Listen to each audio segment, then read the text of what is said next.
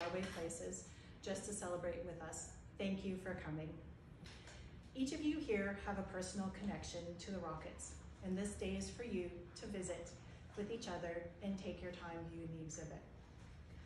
I also would like to recognize that this space you're in is 115 years old this year.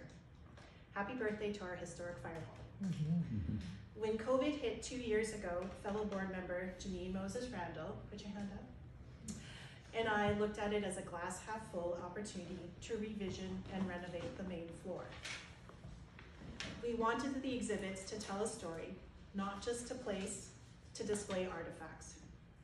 One of the reasons why I joined the board was to learn more about the Rockets, and I knew this piece of history had to be included in the redesign. The Rockets story is a multi-layered narrative. First, there's baseball.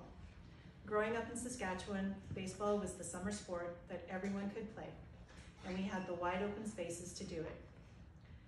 The vision of one man, Jimmy Robeson, who had a dream to make Indian Head the center for Western Canadian baseball. Community support. Jimmy's dream would have never happened without the support of the community and area. The tournaments, the biggest in the late 40s. The players, some who were Negro League alumni and some who were unrecognized for their talent by the major leagues. These players came from the US, where racial segregation was a daily reality for them. Combined with this era, gave Indian Head and Saskatchewan some of the best baseball they had ever seen. I have to admit, in the beginning, I felt a little lost about how to start this project on something that happened over 70 years ago. The man whom I would have loved to talk to, Ken McCabe, passed away.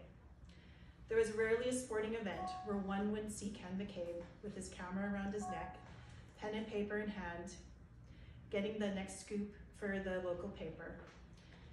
In between, he was visiting with the crowd, cheering on the teams, and talking about the community he loved so much. He lived and breathed athletics, dedicating his life to preserving local and provincial sports history. Ken, without a question, would have been involved in this project, and he would have been my sounding board for ideas and to know if I was going in the right direction with my research. But I do feel that Ken did guide me to connect with the right people. The stars started to align, and good fortune headed my way with the introduction of two gentlemen, Max, how do you pronounce your last name, Max? Weeder. Weeder, thank you, and J.D. Ma. Almost 2 years ago, Max, who is a lawyer from Vancouver, put your hand up, Max, if everyone doesn't know who you are already, but originally a Saskatchewan boy, contacted the museum. One of his life passions is pre-1970 Western Canadian baseball, and he was approached to write an article on the Rockets for an upcoming book by the Society of American Baseball Research, whom he is a member. Combining forces, we worked together to uncover their story. There would be days when we had a big find, and we'd be so excited that we'd be shooting emails back and forth like 20 times a day. But his dedication and commitment to the story is part of what you will see in the exhibit. The second is Jay Delma, who is a former radio and television news reporter for the CBC in Toronto. JD grew up in Lloydminster, where he was a bat boy for the Meridians of the old Western Canada League. He co-authored a book on black baseballs in Canada and was inducted into the Baseball Hall of Fame in 2010.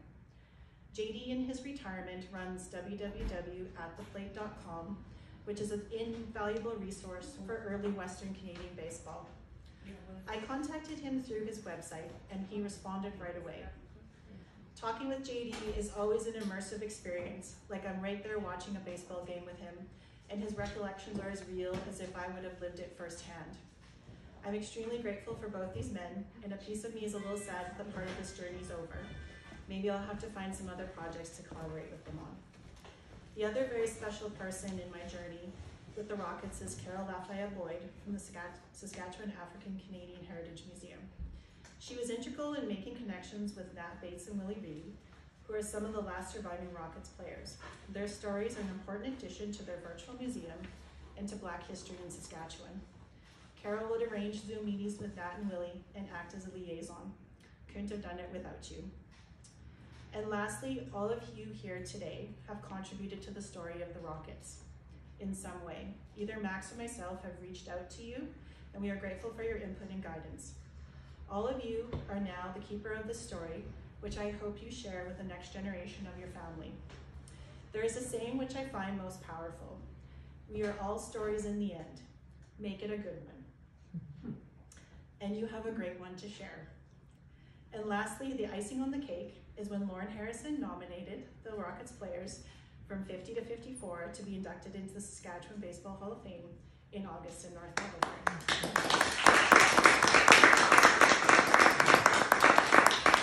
The legacy of the Rockets is an inspiring piece of history, and here to remind everyone to dream big, work hard, be kind, and play ball.